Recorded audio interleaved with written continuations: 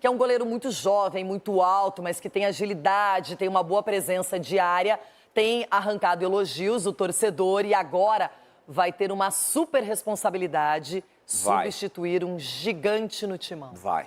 Pega essa pressãozinha aí, pai.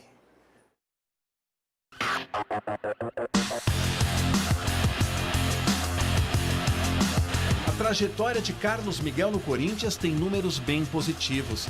Em 21 jogos, sendo 18 como titular, 15 vitórias, 4 empates e apenas 2 derrotas. Aproveitamento superior a 77% e apenas 8 gols sofridos. Além disso, foi apontado há poucos dias pela plataforma SofaScore como dono da melhor média de bolas defendidas no mundo desde a sua estreia, cerca de 90%.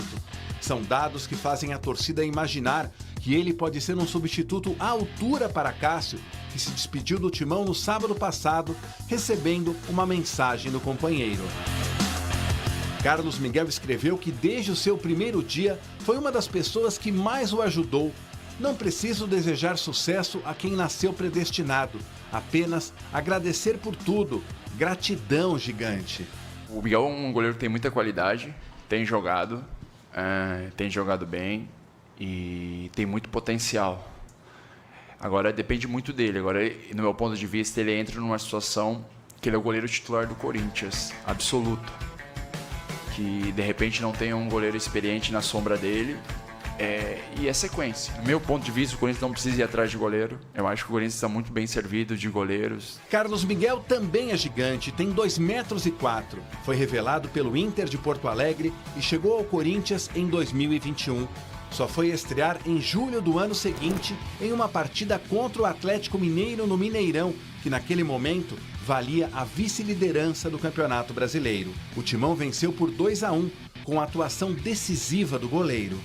O Carlos Miguel hoje foi Carlão, porque fez, de facto, para mim, tem uma envergadura enorme, tem uma envergadura muito grande, que ocupa muita baliza e não é fácil para a altura que tem. Eu agradeço pra caramba, nem eu esperava o carinho de todos eles assim, quase chorei ali na saída do campo, mas tem que ser forte, que a gente não tá, tem muita coisa pela frente ainda.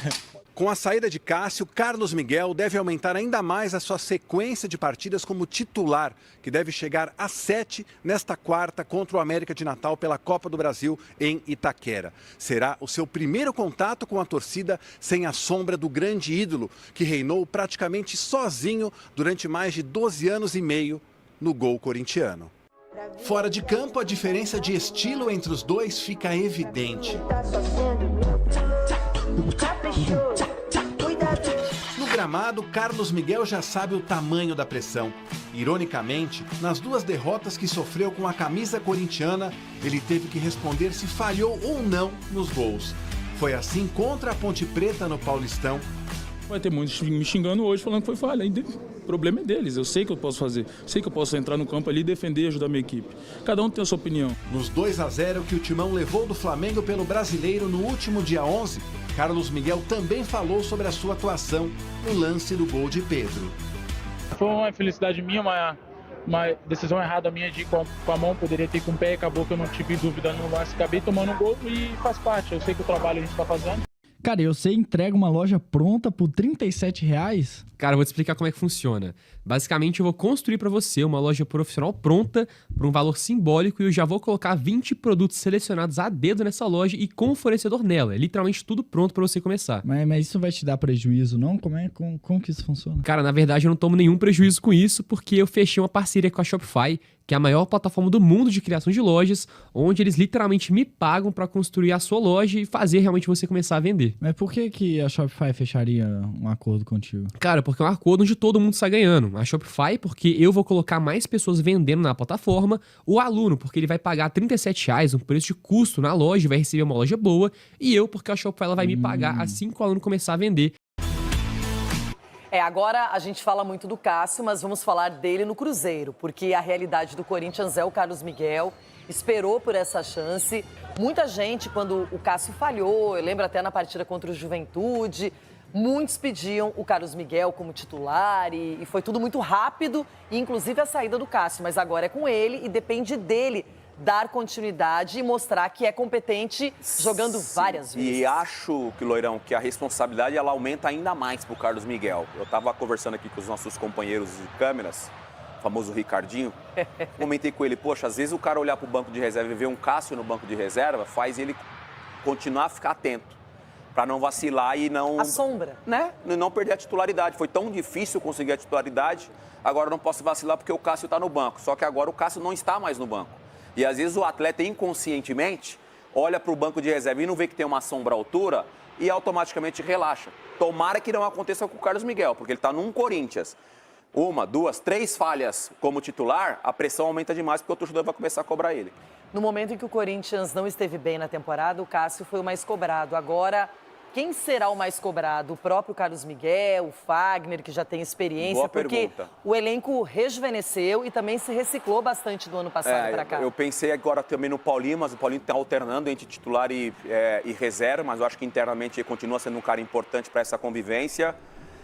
O titular da posição é o Fagner, né? Se a gente analisar esses últimos jogadores que tiveram sucesso com a camisa do Corinthians, o Renato Augusto já foi, o Gil já foi, o Cássio agora foi o último deles.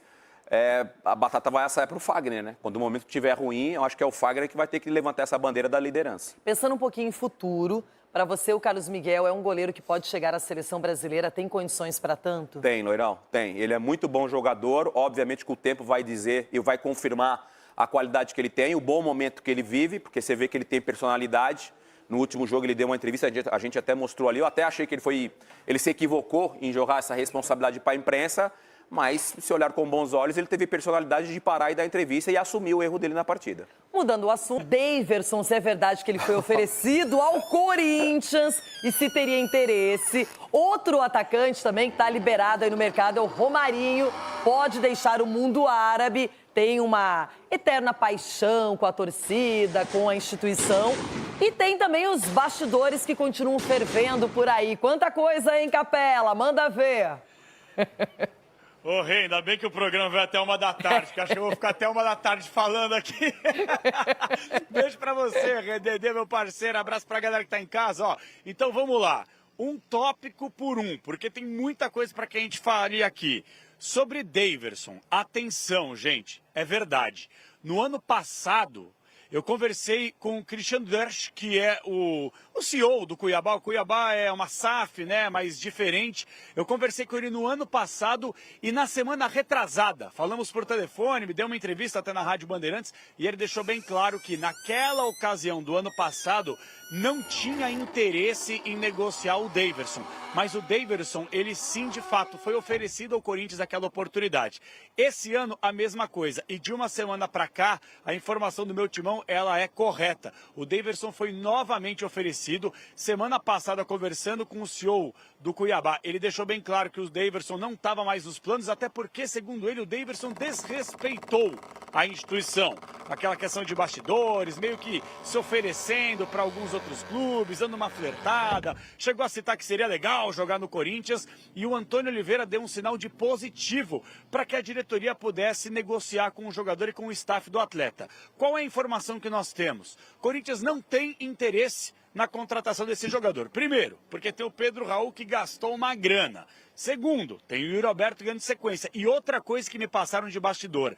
Se chegar um novo centroavante, gente, pouca gente vai lembrar, tem o Arthur Souza aí, moleque da base, que praticamente não foi mais utilizado, que é um bom valor ainda que o Corinthians espera investir mais minutos na sequência da temporada. Então não deve rolar essa negociação entre Daverson e Corinthians. Alguma coisa pode mudar? Amanhã, semana que vem? Sem dúvida alguma, futebol a gente sabe como é que funciona. Mas hoje, mais o Daverson tem interesse de jogar no Corinthians do que o Corinthians tem interesse de contratar o Daverson, que já tem lá os seus 33 anos de idade. Essa é a primeira situação. Em relação ao Romarinho, conversei com uma outra pessoa dos bastidores do Corinthians que me foi passado é um ídolo, tem história, só que diferentemente da gestão passada, de Roberto de Andrade, Andrés, Duílio, Mário Gobi, o Augusto Melo não tem essa tara, a gente pode dizer assim, de repatriar jogadores. Então o Corinthians não fez contato com o staff do atleta e nesse primeiro momento, pelo menos até agora, 12h15 dessa terça-feira, o Corinthians não iniciou nenhuma tratativa para tentar contratar esse jogador.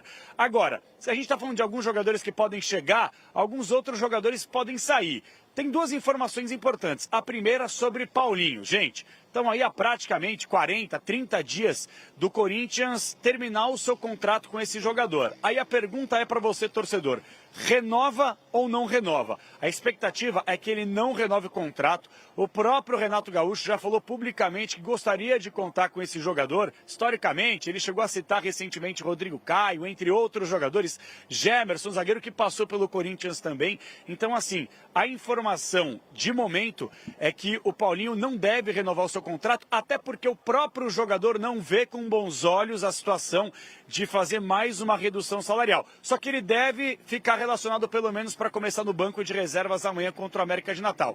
E para fechar em relação ao Fagner, Renato, acho que é um ponto importante também. O jogador tem contrato até o final da temporada e há sim nos bastidores uma expectativa, mesmo que baixa, do jogador não ficar até o final do ano. Assim como rolou com o Cássio que sai nesse meio do ano, o Fagner pode ter a mesma situação, que ainda é uma situação que é tratada internamente nos bastidores. Mas uma coisa é fato, o Augusto tem um foco. Tentar vender o Wesley por uma grana, por isso que ele está a caminho da Inglaterra, onde vai assistir em Wembley a final da Liga dos Campeões da Europa no dia 1º de junho. E um jogaço, hein? Borussia contra Real Madrid, hein, Rê? Jogaço mesmo, hein? Eu estarei ligada agora, tem um detalhe. Se ele vai vender o Wesley, vai ter que contratar alguém, não é? E aqui, para começar o debate, você escolhe qual Cássio